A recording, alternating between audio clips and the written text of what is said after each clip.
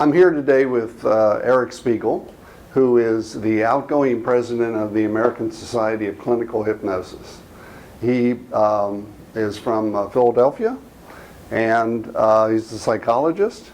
And we'd like to talk to Eric today about his experience as president of ASCH and about where to go in the future with hypnosis and where the society can go, and just have an opportunity to talk with him. So welcome, Eric. Well, it's great to be here, George. Thanks for having me. So this year as president, I really thought that it was important to get back to the basics, the essence, the elements of what happens in the treatment room with hypnosis. When we think about hypnosis, both professionally and in the public sphere, there's often a lot of attention to the state of hypnosis. Essentially, how does that state of consciousness work? What distinguishes it from a more regular alert state of consciousness? There's also a lot of attention to the procedural process of hypnosis. Essentially, how does it work from start to finish? And I like to kind of delineate this as the doing part of hypnosis. What do you do? And one of the things that I see with professionals who come through our training program here at ASCH is that, not surprisingly, they're very focused on that. What skills can they learn? How can they apply these actions to their work? And one of the things that I really wanted to shine more attention to this year as president are the relational factors of hypnosis. And the way that I would define relational factors are all of the explicit and implicit communication factors that are happening in the room between the treatment provider, which, since ASCH is a multidisciplinary organization, that could be a medical provider, that could be a mental health provider, and the client. And what's important for people to understand about that is a very, very sensitive two-way process of communication. And people don't think about that. They think, okay, patient's going to come in the room, they've got a problem, they're seeing a treatment provider, the provider's going to help them address it in some way. They might use hypnosis as a tool of treatment.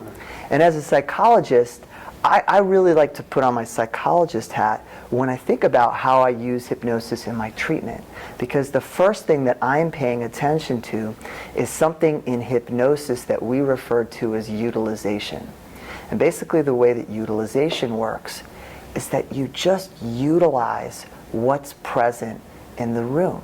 And this is something that any provider does if they're sophisticated and attentive in their work. And it's any provider in medicine, in psychology, in social work, in nursing? Well, it's a great question. So it's any provider who is either trained or is intuitive enough to this. But what training in hypnosis does is it helps teach you how to be intuitive to this process. And I can tell you more about how it works, what you're looking for. Okay. Tell me more, Eric. All right. So, go ahead. Essentially, what happens is that, when you're present in a room with your client, and I'm not specifically referring now to hypnosis, but I'm going to talk about why hypnosis is so useful in this endeavor. When you're present in the room with your client, there are so many levels of listening that are happening, George. So you have the listening to the content, and that's what I think providers typically think about. What is my patient telling me? What's the information? What are the diagnoses? What are the symptoms? I think this is more of a traditional medical model of treatment. But there's so much more that's happening. There is how someone is expressing themselves. What are their emphases on language? What words do they use to describe themselves?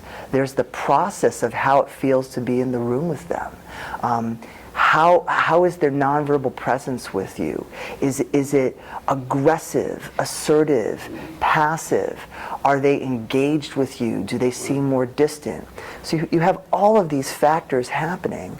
And then you also have the embodied factors, which is essentially how do they relate with themselves bodily, somatically? Because, you know, we think about relationships often interpersonally, but people also relate with themselves internally. And so there's a relationship between mind and body, between outside Absolutely. and inside, right? Thoughts and feelings. Inherent in your response, though, is that hypnosis helps teach the provider, regardless of their field and discipline, a different way of noticing, a different way of listening, Exactly. a different way of exploring. Exactly. Yeah. There's a term for this. It's called attunement. And it's a term that, you know, is multidisciplinary. It got its origins in psychotherapy, but it's a term that really is an apt fit for what the hypnotic process is, because essentially with attunement, what we are doing is we are listening across multiple levels to what our clients are telling us. You know, there's a neuroscientific and neuropsychological revolution. Alan Shore talks about right brain to right brain communication.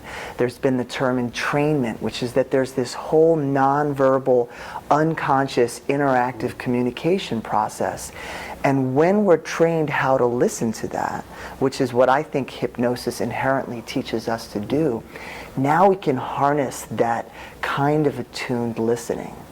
And I'd love to tell you about what I think helps make hypnosis effective in that endeavor, in addition to the listening process. Go ahead. Okay. So one piece of it is how we listen to what our clients are telling us. But a second piece is how we help them direct their attention. And essentially, the definition of hypnosis on a state level is a state of absorption or focused attention. And inherently, when you have a state of focused attention or absorption, by default, you're focused in on one specific thing. So right now you might be looking at me, or whoever's watching this video might be looking at me. You might not be paying attention to what time it is or what you have to do next, or you might be really bored watching this video and you might be very aware of that. But the point is that we help our clients to harness that attention. And the other piece of that is when you're not paying attention to something, there's an aspect of dissociation. You're essentially tuned in on the one hand, and you're tuned out on the other hand. So what we do is, by effectively attuning to our clients, learning how they express themselves, how they listen to themselves, how they use language, we can then, in a very nuanced way, in the way we pause, in the way we emphasize language, in choices of words that may have multiple meanings, we can begin to direct their attention to what we think would be therapeutically beneficial for them, based on all of the different levels of understanding that we have. So how do you think